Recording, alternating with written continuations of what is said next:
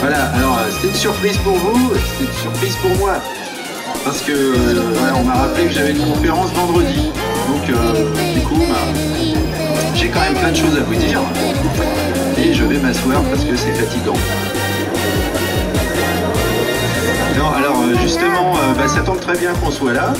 Parce que depuis 2 ans, je reçois beaucoup de messages de gens qui me disent mais qu'est-ce que tu fabriques? Tu ne sors pas beaucoup d'épisodes audio. Alors déjà c'est pas vrai, mais je travaillais sur un projet qui n'a pas encore été annoncé par moi, mais qui a été annoncé le week-end dernier au festival de l'animation à Annecy, je crois c'est ça, qui est en fait, je travaille sur un projet audiovisuel, alors j'en ai un peu parlé dans mon site, je ne l'ai pas vraiment dit, voilà, qui est une série en animation de 52 épisodes de 7 minutes, qui sortirait en septembre 2013, donc on a déjà vachement avancé. Et bien sûr là c'est du haut niveau, je fais pas ça tout seul, donc c'est pour ça que ça prend plein de temps. Série qui n'est pas une série de licence, c'est-à-dire que j'ai pas vendu la licence en disant allez démerdez-vous, parce que comme d'habitude quand je fais quelque chose je veux le faire moi-même ou pas du tout. C'est pour ça que du coup je fais des choses plus lentement pour ce qui est du site web, etc. Mais en gros je fais un tiers des voix. J'ai participé à toute l'écriture et je fais la moitié de la musique, sans compter la validation du graphisme, etc. avec Marion Poinceau. Donc c'est une adaptation BD, mais avec à peu près 80% d'inédits en fait. Sur tout ce qui est donjon avec Zangdar. Donc si jamais vous avez vu dans le site du jeu de rôle ou dans les arcades les plans du donjon, en fait on a utilisé ces plans pour essayer de faire une V2 en fait du donjon de Hullbuck où les aventuriers visitent plein d'autres trucs que ce qu'ils ont visité dans l'aventure originale, et ce qui permet évidemment beaucoup de nouvelles situations, beaucoup de nouveaux PNJ et plein d'interactions, etc. Voilà. Donc c'est du gros boulot parce que les épisodes, il faut faire les dialogues, etc. Heureusement, moi je fais une partie du boulot au niveau technique, là, je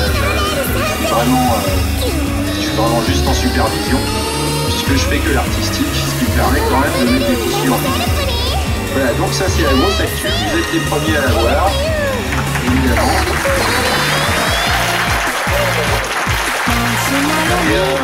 Et ça n'aurait pas été possible sans le soutien constant des fans de Hullbuck depuis 2001, parce que pour convaincre des gens de faire une série comme ça, avec un budget comme ça, eh ben, il faut qu'il y ait des gens derrière, et ben, les gens c'est vous. Donc merci.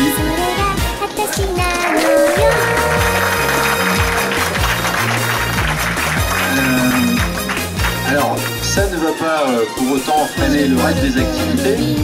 Donc au niveau du planning, ce qui se passe là, c'est que j'ai sorti ma saison 5 l'année dernière en juin. Et là, il s'est posé le dilemme, est-ce que j'écris la suite ou est-ce que j'écris le début? Puisque voilà, c'est quand même Pen of Chaos, donc on travaille dans toutes les directions. Et, mais c'est pas parce qu'on fait n'importe quoi qu'il faut le faire n'importe comment. Alors l'idée, depuis j'ai sorti La Couette de l'Oubli, il y a plein de lecteurs qui m'ont dit ah, moi je voulais pas lire parce que ça avait l'air chiant, mais finalement c'était sympa. Et est-ce que tu veux pas faire le début? Parce que du coup, dans la bibliothèque, ça fait un trou. On arrive à la saison 3. Et donc le prochain bouquin, vraisemblablement, c'est les préquels, c'est-à-dire ce qui se passe avant. D'où vient le ranger, d'où vient l'elfe, etc. Alors ça, je l'ai fait en petite fiche de 3 paragraphes dans l'encyclopédie. On le retrouve dans les arcanes aussi. Ça va être, on va dire, sans doute un quart du bouquin. Et après, je vais faire saison 1, saison 2, mais en essayant d'écrire plus ce qui n'a pas été fait justement en audio, pour avoir toujours de l'inédit. Et ce qui va vous permettre de partager ça avec vos amis anglophones, puisque le but du jeu c'est d'avoir une série, parce que malheureusement ils n'ont pas accès à l'audio parce qu'ils ne comprennent pas. Alors il y en a qui ont essayé, hein, parce qu'on a quand même beaucoup de Français à l'étranger, ils ont des amis anglophones et ils leur disent « Mais si, c'est super drôle, regarde !» What the fuck? Et donc voilà, bon, alors ils veulent partager le donjon de Naheulbeuk avec des amis et ils peuvent pas. Donc on a eu une demande de traduction en anglais, mais ça peut pas se faire sur la BD parce que c'est un format qui marche que dans certains pays. Donc il faut que j'écrive le début pour que les gens puissent avoir l'aventure en bouquin, et ils l'auront aussi en série, puisque l'animation elle part directement à l'international, où là on va pouvoir voir si les gens connaissent le jeu de rôle et le pratiquent de la même façon dans d'autres pays. Alors on a bon espoir, puisqu'on a pu voir qu'avec certaines réalisations, alors je sais pas, là on va voir au niveau des historiens du web, est-ce que certains d'entre vous se souviennent d'un film qui s'appelait Gamers?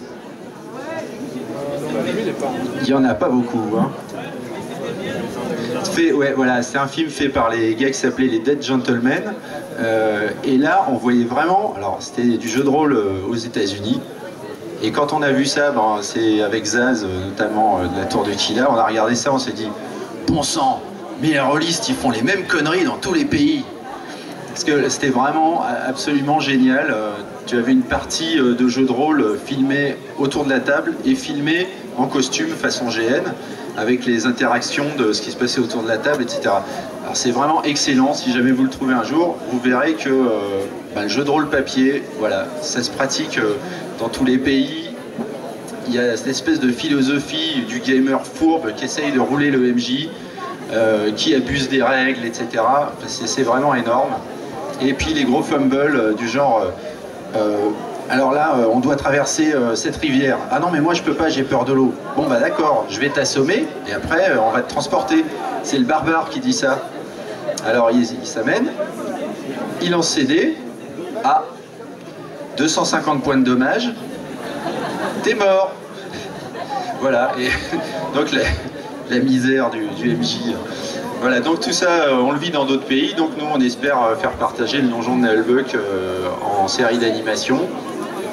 Alors évidemment, ça sortira sur une chaîne, parce que s'il n'y a pas de chaîne, un projet audiovisuel se fait pas, malheureusement.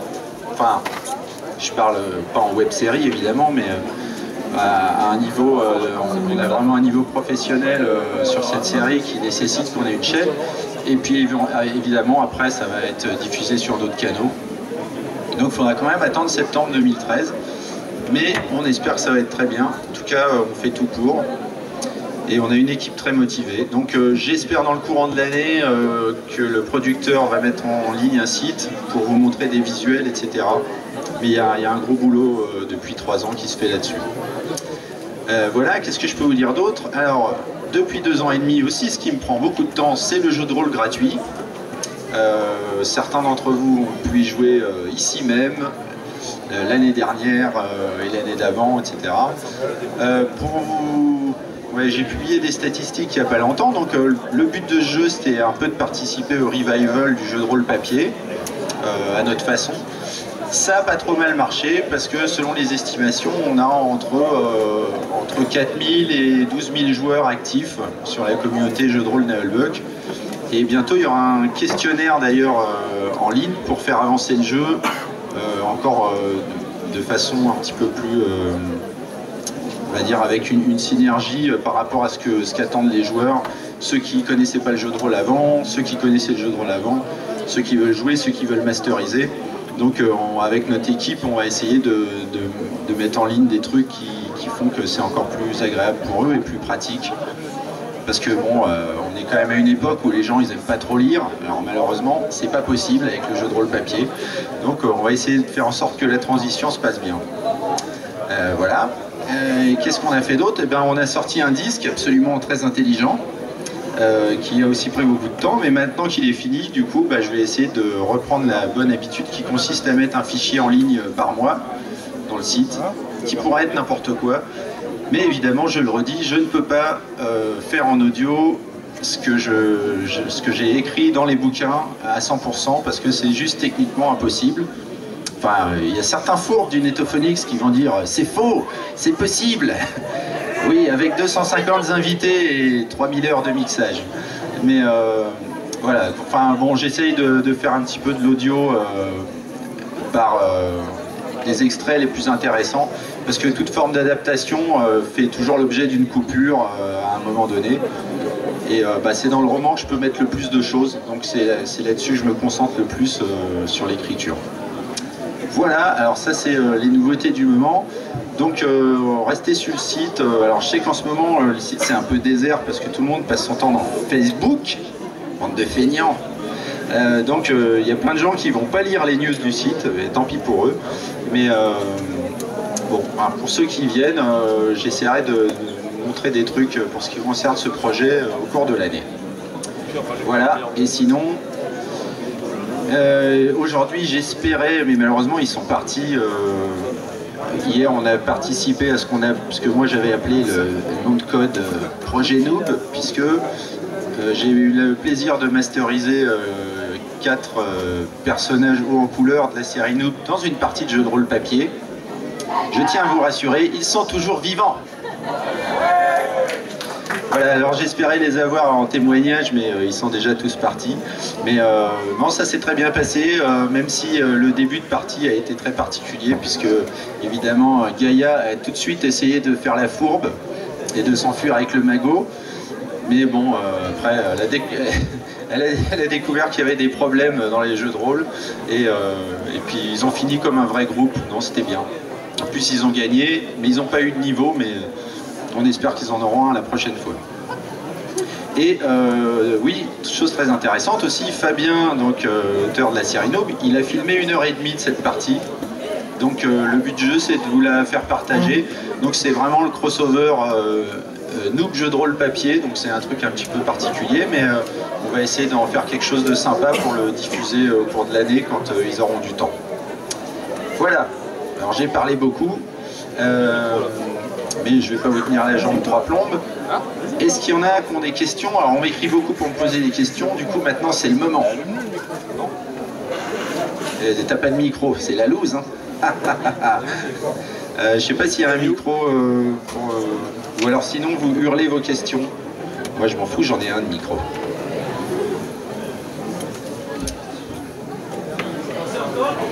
Ah si, voici un microphone qui se ferait un chemin.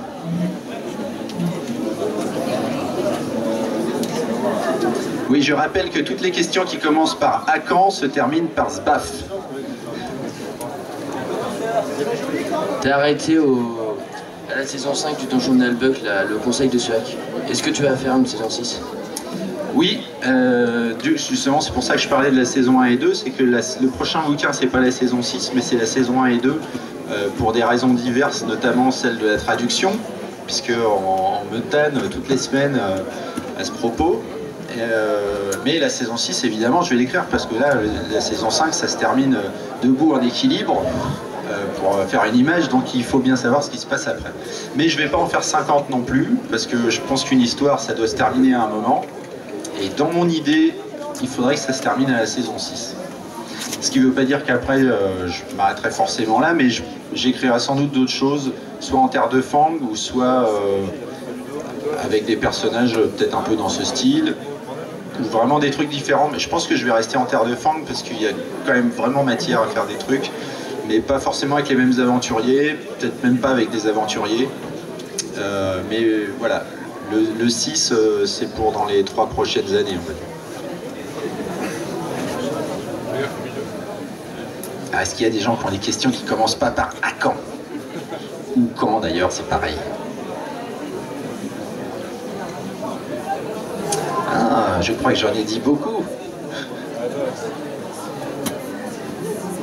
Vous avez droit aux questions débiles. Hein. Eh bien, tant pis, j'assumerai le sbaf. Le conseil de Suac, un de ces jours en poche? Oui, en octobre. Merci. Alors ça, c'est marqué dans le site, je crois, mais... Non, mais il y a tellement de choses dans ce site, je vous comprends aussi. Depuis 1994, j'ai fait que remplir ce site, donc il y a je sais pas combien de rubriques. Il y a des rubriques d'ailleurs dont moi-même je me souviens plus de l'existence. Des fois je fais oh mais j'ai pas enlevé ce truc. Donc il n'y a pas longtemps par exemple j'ai enlevé des fichiers du donjon de Nullbuck. Voilà, alors je sais, c'est lourd pour ceux qui veulent les retrouver, mais au bout d'un moment il faut quand même se débarrasser des machins qui traînent sous les meubles. Donc j'ai viré quelques trucs pour faire de la place pour les nouveaux. Allez, posez cette question qui vous taraude. Alors, tu as sorti beaucoup de petits bonus du Donjon de Nullbuck qui montraient que tu pourrais traiter d'à peu près n'importe quel sujet, même les élections, même absolument n'importe quoi avec Nullbuck.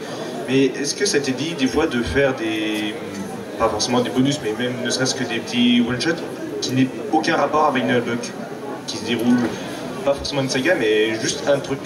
Ah oui, alors ça c'est bien, oui c'est bien, sauf que pour l'instant, comme j'ai beaucoup de gens qui attendent des trucs Nullbuck, je préfère faire ça parce que j'ai plein de trucs en cours et j'ai plein de trucs déjà écrits, j'ai plein de projets, j'ai du next-gen à faire, j'ai de la saison 3 à faire, j'ai des bandes annonces que j'ai toujours pas faites, j'ai un résumé de la saison 6 que j'ai pas fait, donc ouais 5, oui pardon, ouais, même moi je m'y perds.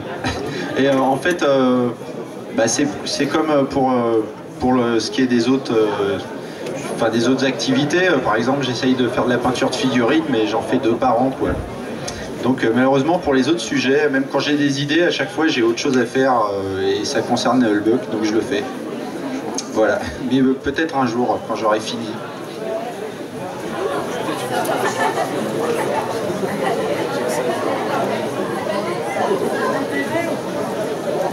Ah oui tiens, moi, pendant que vous êtes là, c'est moi qui vais poser des questions.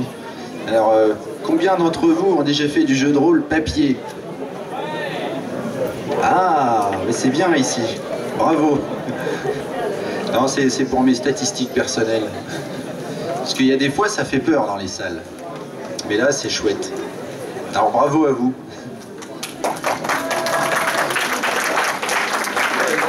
On espère que vous allez persister. Je rappelle pour ceux qui vont pas dans le site qu'on a un jeu de rôle gratuit, jeu de rôle papier à l'ancienne, avec des dés, des tables aléatoires, etc. Qui vous permet d'incarner à peu près n'importe qui en terre de Fang et de faire des métiers chelous et de partir dans des aventures bizarres. Mais c'est un jeu de rôle qui est écrit sérieusement, mais en général on n'arrive pas à y jouer sérieusement puisque c'est pas fait pour non plus. Mais c'est un petit mélange. Il se passe toujours des trucs assez extravagants dans les parties. Par exemple, hier, on a fait ça très sérieusement, hein, avec les noobs, ils n'ont pas déconné, moi non plus. Mais à un moment donné, Gaïa a essayé de détecter de la magie sur un mur qui lui semblait louche. Elle a lancé un sortilège qui a foiré et elle a fait pousser les bras d'Arthéon de 15 cm, ce qui fait qu'il a perdu un point d'adresse et un point de charisme. Voilà, donc effectivement... Après, évidemment, elle s'est pris une baffe, etc. On sait comment ça dégénère. Mais ils ne sont pas entretués, c'est bien. Moi, j'avais une question. Ton meilleur souvenir de partie jeu de rôle, en fait, si tu peux nous raconter un de tes meilleurs souvenirs, ou ton meilleur souvenir, ton plus grand fou rire. Ouais. Alors, j'ai des super souvenirs de masterisation de Nullbuck, mais mon meilleur souvenir de tous les temps, c'était dans une partie de JRTM, où on avait quand même gravement fait chier le MJ, moi j'étais joueur. Alors c'est un peu pénible comme jeu parce que c'est quand même... on jouait avec l'extension Rollmaster, donc pour ceux qui connaissent, pour faire un combat il fallait 2h30 quoi et tout. Enfin bon, on a réussi sur plusieurs jours à faire cette partie et on a gagné, on était vivants, on était contents. On arrive à la fin dans un village, donc moi je jouais un mage et un nain parce que j'avais 2 persos. Et j'avais un copain qui jouait elfe, alors il était tout content parce qu'il pouvait jeter des sorts. Et alors mon mage il avait 2 sorts, dont un qui était de se rendre invisible. Et à la fin de l'aventure, je sais pas pourquoi, je vois un mec passer et je décide de lui lancer un projectile magique parce que je me suis dit bon maintenant on a gagné, on peut faire n'importe quoi. Et là, pas de bol, je fais un sortilège anthropique, je congèle tout le village. Et alors il nous restait plus que nous deux avec l'elfe. On était au milieu de ce truc et donc tous les villageois autour qui n'étaient pas congelés arrivent paniqués. Alors le MJ nous dit mais vous vous rendez compte, vous avez tué une centaine de personnes et tout. On était au milieu du village et là moi il me restait un sort, c'était d'être invisible. Alors je me rends invisible puis tous les mecs ils arrivent et là je fais c'est l'elfe. Alors évidemment mon pote il fait quoi mais non c'est pas moi. Et en plus évidemment les elfes en JRTM ils font un peu de magie, donc il a été poursuivi par tous les villageois armés de fourches et il est mort au combat en haut d'une colline. C'était beau.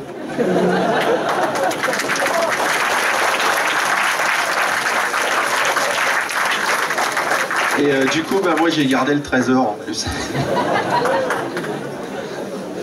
Ouais, ça c'est vraiment la meilleure. En jeu de rôle Nullbuck, on a eu des trucs très bons. Bah, on a eu le Fumble d'or d'Octogone il y a 2 ans.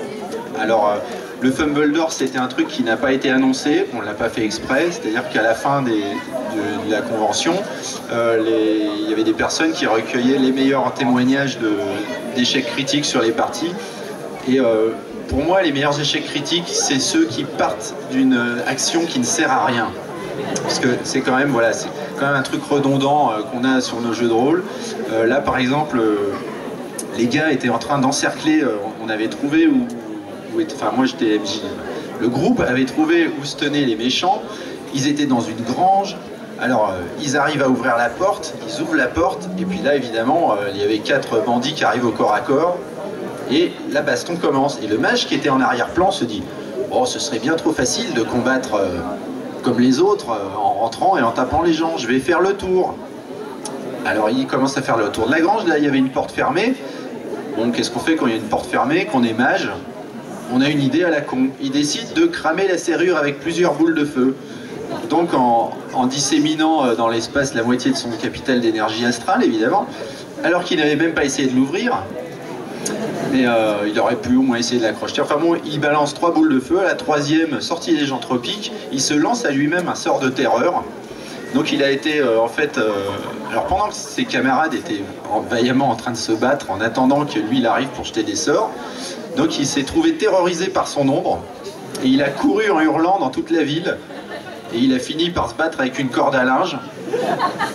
Et en fait, ses camarades l'ont retrouvé à moitié étranglé.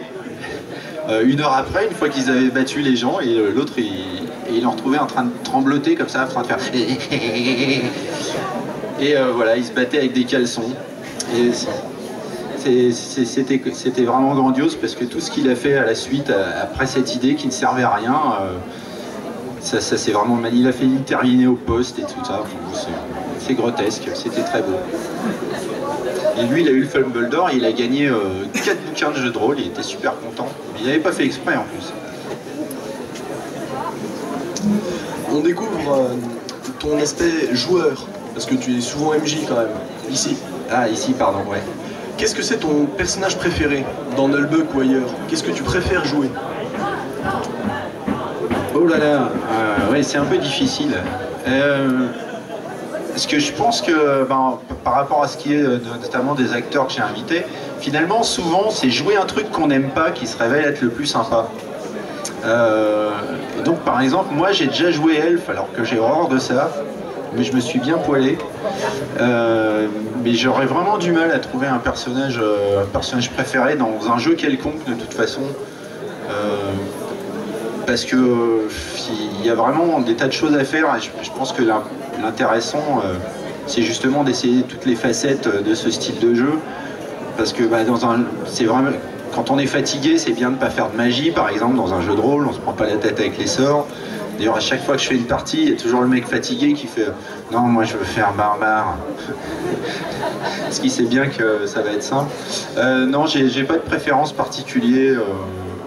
Moi je préfère masteriser, mais voilà, ça fait longtemps que j'ai pas été joueur à une table, donc je sais plus.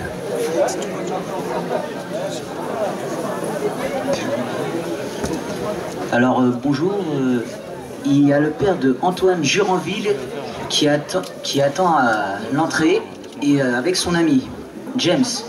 S'il vous plaît, vous allez à l'entrée tous les deux. Merci. C'était un aparté. Ouais, donc j'ai pas réfléchi à mes personnages préférés, mais pour ce qui est de Nullbuck, j'aurais tendance à dire que jouer le Ranger, c'est sans doute ce qui est le plus intéressant, parce qu'il est tellement polyvalent qu'il sert à rien.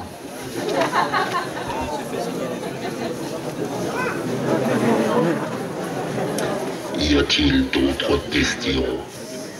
Il y en a plein maintenant. On parle des personnages.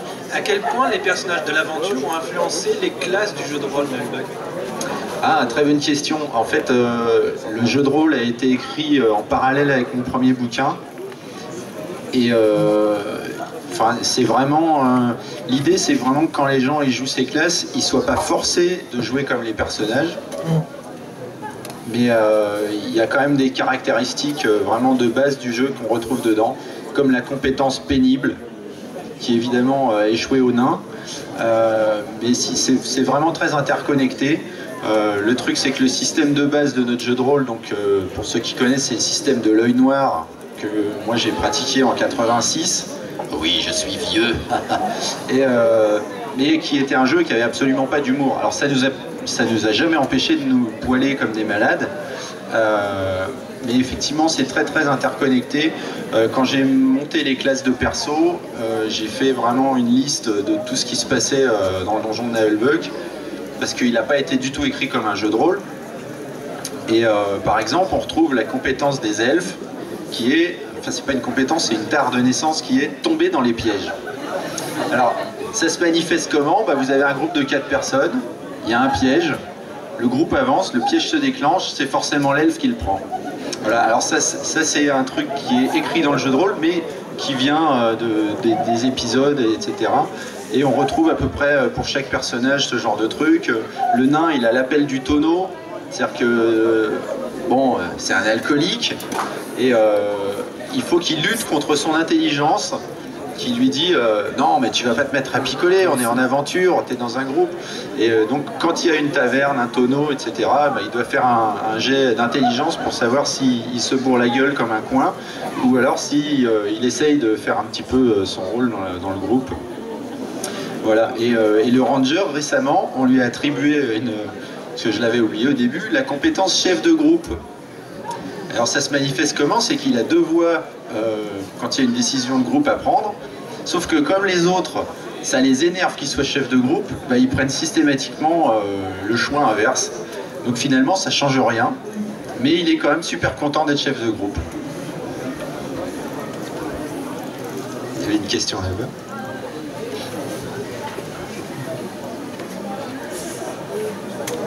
Alors, tu viens de dire que tu étais vieux. Bon, après, bon, ça s'est fait, hein, mais justement, à propos de ça, est-ce que tu te rappelles quel était ton premier jeu de rôle?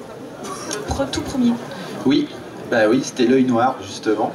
À cette époque, je faisais beaucoup de livres dont vous êtes le héros, qui paraissaient chez Folio Junior, et je traînais chez un bouquiniste, et il y a cette grosse boîte qui est arrivée, la boîte de l'œil noir en plastique avec les accessoires du maître. Ça avait été quelque chose de terriblement mystérieux, et j'ai rencontré un gars qui justement l'avait aussi, et moi la première partie que j'ai faite, j'étais pas MJ, j'étais joueur, mais je crois que j'avais pris justement ce qu'on appelait l'aventurier, donc c'est l'équivalent du ranger, mec qui avait, il pouvait taper un peu, il pouvait faire 2-3 trucs, et il n'avait rien de particulier, mais ça s'est tout de suite transformé en truc de ouf. C'était le même mec avec qui j'ai joué à JRTM plus tard. C'est le patron de l'Entre-deux-Mondes à Dijon d'ailleurs, qui est un barman fan métal. Et avec lui, on a vraiment essayé de jouer sérieusement à plein de jeux de rôle, mais on ne sait pas pourquoi ça n'a jamais marché. Mais effectivement, la première fois on fait du jeu de rôle papier, bon, alors, en plus à l'époque on n'avait pas eu tous les jeux vidéo et tout ça qu'il y a eu depuis, mais c'était quand même grandiose parce que des années à faire des livres dont vous êtes le héros, donc c'est là où moi j'ai découvert le Medfan et l'interactivité en aventure. Et puis là du coup on se retrouve à plusieurs dans un livre dont vous êtes le héros, en plus il peut arriver n'importe quoi. C'était vraiment gigantesque. Et puis du coup il se passait vraiment n'importe quoi. Quand on a compris qu'au lieu d'essayer de trouver la clé d'une porte, on pouvait essayer d'y foutre le feu, ou alors essayer de grimper par les fenêtres, ou essayer de trouver de la poudre pour faire péter le truc, etc.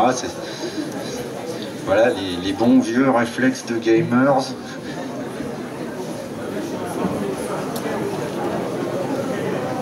Pour jouer au jeu de rôle Nullbug papier, il faut aller où?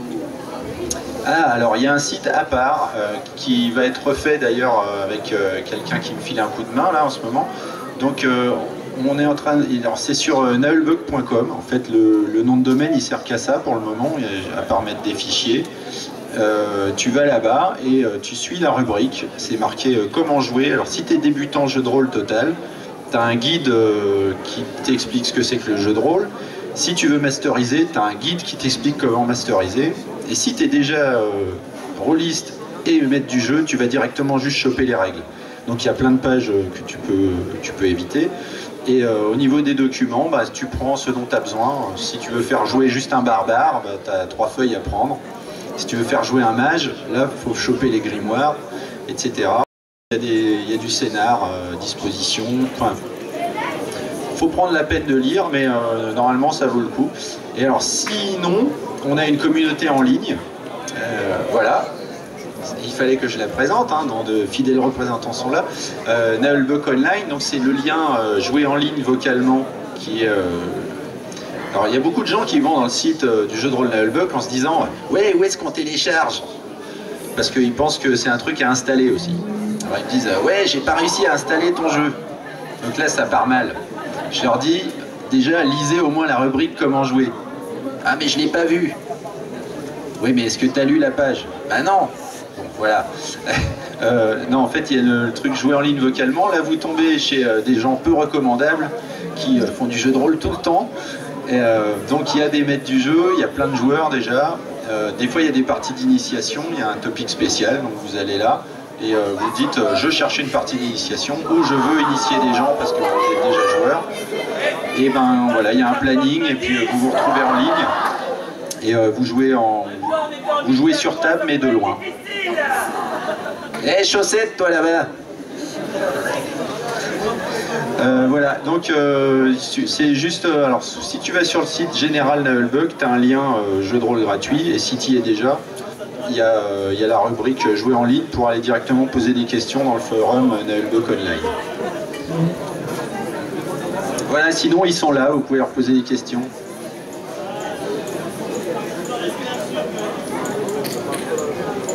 Il y a une question là-bas. Salut, donc je te remercie déjà d'abord pour ton jeu de rôle parce que franchement on a fait des parties vraiment géniales. Sinon, je voulais te poser une question. Est-ce que tu es tenté par un GN Naelbug? Ah, alors moi je ne fais pas de GN parce que j'ai pas le temps. Mais est-ce que tu fais partie des gens qui sont en train de monter un GN Naelbug à Lyon? Ah, absolument pas, je suis pas au courant. Non, bah parce qu'il y en a un. Je sais pas où ils en sont des inscriptions, mais en fait il y en a un qui va se faire à Lyon, je crois que c'est en septembre. Et il me semble qu'ils ont déjà lancé les inscriptions, et il y en a un autre qui va se faire en Belgique. C'est juillet? Ah bah d'accord, c'est juillet, donc ça vient vite. Mais moi j'irai pas jouer parce que moi je suis pas fan de GN. Et en plus à chaque fois faire de la musique et tout c'est fatigant. Mais non, mais il y en a qui vont avoir lieu. Moi, je leur ai proposé de répondre à des questions, etc. Si vous avez des questions sur des règles, mais apparemment, ils ont l'air de bien se débrouiller. Donc,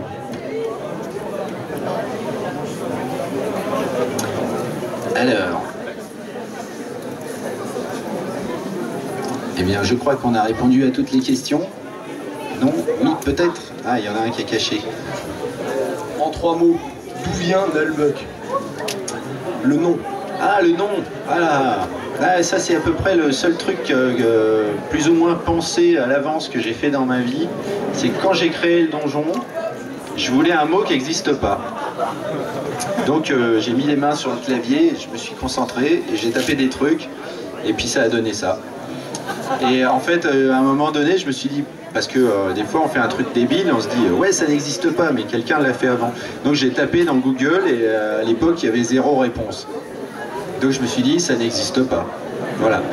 Bon depuis il y a quelques milliers de réponses. D'ailleurs c'est très drôle parce que quand vous tapez Naelbug, même avec plusieurs fautes dans le mot Naelbug, vous arrivez quand même chez moi. Donc voilà, c'était pas mal.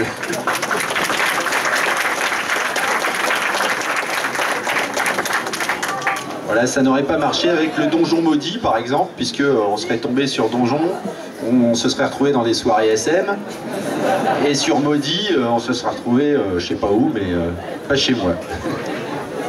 Merci, c'était une très bonne question. Du coup, vous avez sans doute plein de trucs à faire, et moi je suis fatigué, alors je vous remercie d'être resté pour cette conférence. Ah non, il y en a encore une là-bas.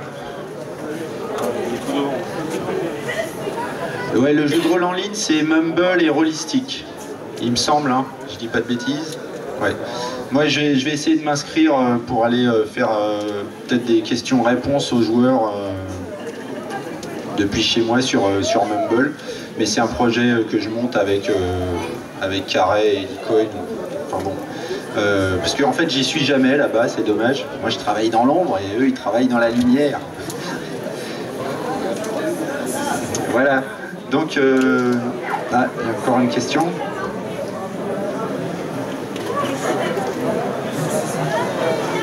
Attends, il ramène le micro. Oui, j'ai un micro. Plus une idée qu'une question, que penserez-vous de faire une aventure sur les maîtres du donjon? Plusieurs MJ dans la même aventure? Non, je parle de... Nous avons donc suivi l'aventure de notre maître Zangdar. Pourquoi pas le cousin de Zangdar suivre donc les péripéties d'un maître du donjon ordinaire Ah oui, alors ça c'est quelque chose que j'aime beaucoup, évidemment. Ça pourrait faire l'objet d'écriture quand j'aurai fini ce que je suis en train de faire.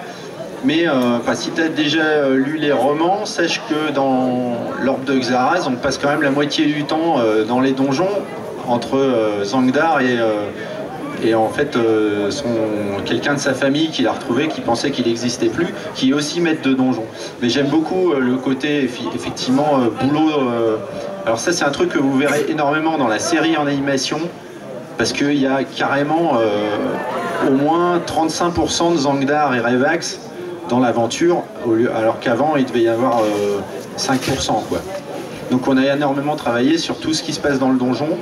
Ça c'est déjà écrit dans la série en animation, avec les PNJ du donjon, les squelettes de ménage, etc. Les stagiaires qui viennent chercher du boulot, les maîtres des énigmes, les gobelins patineurs, etc. Tout ça, il y en a énormément dans la série en animation.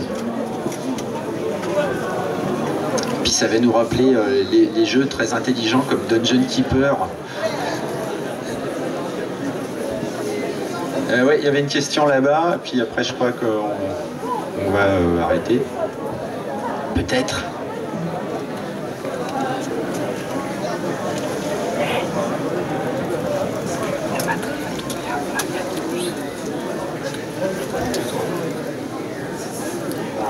Oui, donc en fait il y a un channel IRC Nullbug.